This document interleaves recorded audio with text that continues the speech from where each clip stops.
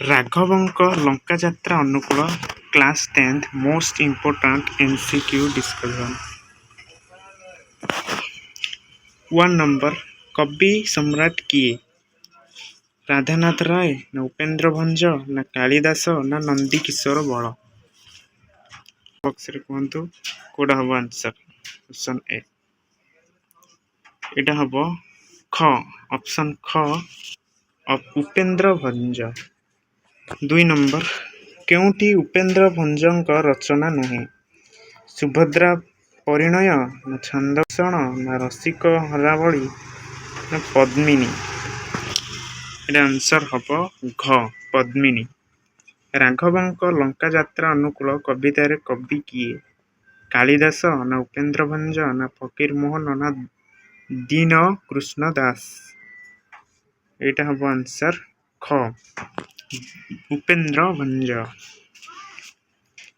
4 number Upendra Bhanja କେଉଁ ରାଜବଂଶରେ ଜନ୍ମଗ୍ରହଣ କରିଥିଲେ? ନନ୍ଦବଂଶ ନା ସୋମବଂଶ ନା ଘୁମସର ରାଜବଂଶ ନା ମୌର୍ଯ୍ୟ ବଂଶ? ଏଇଟାର ଆନ୍ସର କୁହନ୍ତୁ। 4 ନମ୍ବର, ଏଟାର ଆନ୍ସର ହବ ଗ, ଘୁମୁସର ରାଜବଂଶ। ରାଘବଙ୍କ ଲଙ୍କା ଯାତ୍ରା ଅନୁକୂଳ କବିତାଟି କବିଙ୍କର କେଉଁ କାବ୍ୟରୁ ସଂଗୃହୀତ? କ, ବୈଦେହୀଶ ବିଳାସ ନା ଲାବଣ୍ୟବତୀ ନା ସୁଭଦ୍ରା ପରିଣୟ ନା ରସିକ ହାରାବଳି? କୋଉଟା ହବ 5 ନମ୍ବର ଆନ୍ସର? ଜଲ୍ଦି କମେଣ୍ଟରେ କୁହନ୍ତୁ। 5 ନମ୍ବର ଆନ୍ସର ହବ କ, ବୈଦେହୀଶ ବିଳାସ। 6 ନମ୍ବର ବୈଦେହୀଶ ବିଳାସ କାବ୍ୟ କେତେ ଛାନ୍ଦ ବିଶିଷ୍ଟ ରଚନା? 50 ନା 51 ନା 52 ନା 53? ଏଟା ହବ ଗ is the right answer, 52। 7 number କେଉଁ ଗ୍ରନ୍ଥଟି ଉପେନ୍ଦ୍ର ଭଞ୍ଜଙ୍କ କୃତି? ରସକଲ୍ଲୋଳ ନା ମଥୁରା ମଙ୍ଗଳ ନା ରସପଞ୍ଚକ ନା ବିଦଗ୍ଧ ଚିନ୍ତାମଣି? ଏର ଆନ୍ସର କୁହନ୍ତୁ। ଆନ୍ସର ହବ ଗ, ରସପଞ୍ଚକ।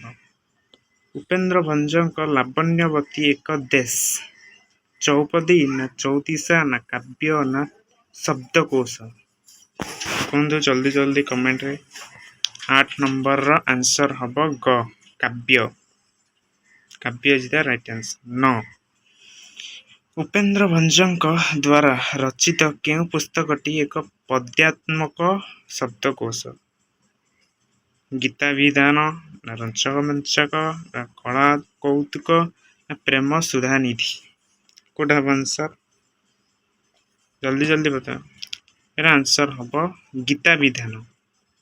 ଗୀତାଭିଧାନ କ, ରାଇଟ୍ ଆନ୍ସର। ଚାଲନ୍ତୁ 10 ନମ୍ବରକୁ ଯିବା। ବୈଦେହୀଶ ବିଳାସ କାବ୍ୟଟି କେଉଁ ଆଦ୍ୟ ବର୍ଣ୍ଣ ନିୟମରେ ରଚିତ? କୁହନ୍ତୁ 10 ନମ୍ବର। ଅପସନ୍ ଦ, ବ, ହ, ସ। ଏତି ଭିତରୁ କୋଉଟା ହବ ଅପସନ୍? ଜଲ୍ଦି କୁହନ୍ତୁ।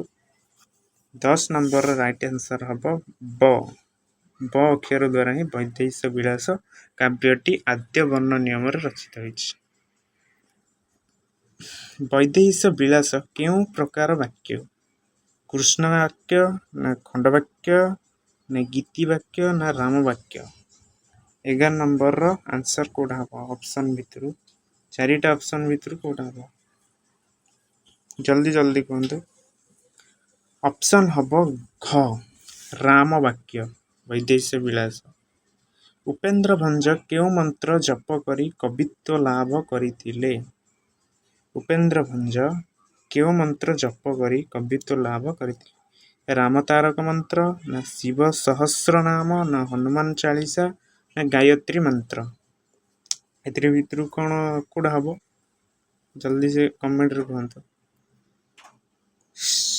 12 ନମ୍ବର, ଏଇଟା ହବ ଆନ୍ସର କ, ରାମ ତାରକ ମନ୍ତ୍ର। 13 ନମ୍ବର ବୈଦେହୀଶ ବିଳାସ କାବ୍ୟର ରଚୟିତା କିଏ? କବିବର ରାଧାନାଥ ନା ସ୍ୱଭାବ କବି ଗଙ୍ଗାଧର, କବି ସମ୍ରାଟ ଉପେନ୍ଦ୍ର ଭଞ୍ଜ ନା କବି ସୂର୍ଯ୍ୟ ବଳଦେବ? ଏତି ଭିତରୁ ଆନ୍ସର ପୁରା ଇଜି। ଗ ହଉଛି ରାଇଟ୍ ଆନ୍ସର, କବି ସମ୍ରାଟ ଉପେନ୍ଦ୍ର ଭଞ୍ଜ। 14 ନମ୍ବର ଉପେନ୍ଦ୍ର ଭଞ୍ଜ କେଉଁ ଉପାଧିରେ ଭୂଷିତ? କବି ସମ୍ରାଟ ନା କବିବର ନା ବ୍ୟାସ କବି ନା ସ୍ୱଭାବ କବି? 14 ନମ୍ବର ଆନ୍ସର କୋଉଟା ହବ? 14 ନମ୍ବର ଆନ୍ସର ହବ କ କବି ସମ୍ରାଟ ଭାବରେ ଭୂଷିତ ଉପାଧିରେ ଭୂଷିତ ହୋଇଛନ୍ତି। 15 ନମ୍ବର ପଠିତ କବିତାରେ କାହାକୁ ରାଘବ ବୋଲି କୁହାଯାଇଛି? ଭରତ ନା ଶତ୍ରୁଘ୍ନ ନା ଲକ୍ଷ୍ମଣ ନା ରାମଚନ୍ଦ୍ର? କୁହନ୍ତୁ 15 ନମ୍ବର ଆନ୍ସର କୋଉଟା ହବ? 15 ନମ୍ବର ଆନ୍ସର ହବ ଘ ରାମଚନ୍ଦ୍ର। ରାମଚନ୍ଦ୍ର ଲଙ୍କା ଯାତ୍ରା କରିଥିଲେ କାହିଁକି? ସୀତାଙ୍କୁ ଉଦ୍ଧାର କରିବାକୁ ନା ବିଭୀଷଣକୁ ରାଜା କରିବାକୁ ନା ଲଙ୍କା ଅଧିକାର କରିବାକୁ ନା ରାବଣ ସହିତ ମିତ୍ରତା କରିବାକୁ? 16 ନମ୍ବର ଆନ୍ସର କୁହନ୍ତୁ। 16 ନମ୍ବର ଆନ୍ସର ହେଉଛି କ ସୀତାଙ୍କୁ ଉଦ୍ଧାର କରିବାକୁ। ଜଳାଧିପତି କିଏ? ଇନ୍ଦ୍ର ନା ବରୁଣ ନା କୁବେର ନା ବ୍ରହ୍ମା? ଏଥି ଭିତରୁ ଆନ୍ସର କୋଉଟା ହବ? ଜଲ୍ଦି କମେଣ୍ଟରେ କୁହନ୍ତୁ। ଜଳାଧିପତି କିଏ? ଜଳାଧିପତି ହେଉଛନ୍ତି ଅପସନ୍ ନମ୍ବର ଖ ବରୁଣ।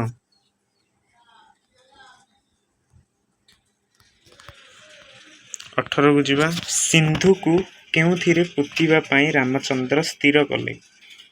ମାଟି ନା ଇଟା ନା ଡାଳପତ୍ର ଓ ପର୍ବତ? କୁହନ୍ତୁ ଜଲ୍ଦି।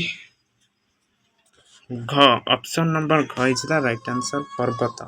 ସିନ୍ଧୁକୁ କେଉଁଥିରେ ପୋତିବା ପାଇଁ ରାମଚନ୍ଦ୍ର ସ୍ଥିର କଲେ? ସିନ୍ଧୁକୁ ପର୍ବତରେ ପୋତିବା ପାଇଁ ରାମଚନ୍ଦ୍ର ସ୍ଥିର କଲେ।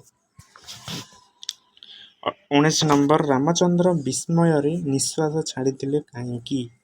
ସମୁଦ୍ରରେ ଅଧିକ ପାଣି ଥିଲା ବୋଲି ନା ରାମଚନ୍ଦ୍ରଙ୍କର ସୈନ୍ୟବଳ କମ୍ ଥିଲା ବୋଲି ନା ବାନରମାନେ ପକାଉଥିବା ପର୍ବତ ସମୁଦ୍ର ଜଳରେ ବୁଡ଼ି ଯାଉଥିବାରୁ ନା ଗୁଣ୍ଡିଚି ମୂଷା ସେତୁରେ ବାଲି ପକାଉଥିଲେ? 19 ନମ୍ବର କୋଉଟା ହବ? ଜଲ୍ଦି କୁହନ୍ତୁ। 19 ନମ୍ବରର ଆନ୍ସର ହବ ଗ ବାନରମାନେ ପକାଉଥିବା ପର୍ବତ ସମୁଦ୍ର ଜଳରେ ବୁଡ଼ି ଯାଉଥିବାରୁ। 20 ନମ୍ବର ଚାଲନ୍ତୁ ଯିବା। ବରୁଣକୁ ପ୍ରସନ୍ନ କରିବାକୁ ରାମଚନ୍ଦ୍ର କ'ଣ କଲେ? କ ଅନଶନ କରି କୁଶଶଯ୍ୟାରେ ଶୟନ କଲେ ନା ଖ ବରୁଣକୁ ଉପହାର ଦେଲେ ନା ସିନ୍ଧୁ ତୀରେ ବସି କାନ୍ଦିଲେ ନା ହନୁମାନଙ୍କୁ ବରୁଣଙ୍କ ପାଖକୁ ପଠାଇଲେ? ପାଖକ ହେଇଯାଇଛି, ଏଇଟା ଭୁଲ ଅଛି। ପାଖକୁ ଘ ନମ୍ବର ଆନ୍ସର କୋଉଟା ହବ? 20 ନମ୍ବର ଆନ୍ସର ହବ କ ଅନଶନ କରି କୁଶଶଯ୍ୟାରେ ଶୟନ କଲେ। ତ ପିଲାମାନେ ଏଇଟା ହେଉଛି ପାର୍ଟ 1। ପାର୍ଟ 2 ଦେଖିବା 21 ନମ୍ବରରୁ ଷ୍ଟାର୍ଟ କରି 47ଟା କ୍ୱେଶ୍ଚିନ୍ ଅଛି ମୋଷ୍ଟ ଇମ୍ପୋର୍ଟାଣ୍ଟ ରାଘବଙ୍କ ଲଙ୍କା ଯାତ୍ରା ଅନୁକୂଳ। ତ ରହୁଛି ବାଏ ବାଏ। ଯଦି ଭିଡ଼ିଓଟି ଭଲ ଲାଗୁଛି ଲାଇକ୍ ସେୟାର ସବସ୍କ୍ରାଇବ୍ କରିବେ ଏବଂ ଫ୍ରେଣ୍ଡସ୍ ମାନଙ୍କୁ ସେୟାର କରିବେ।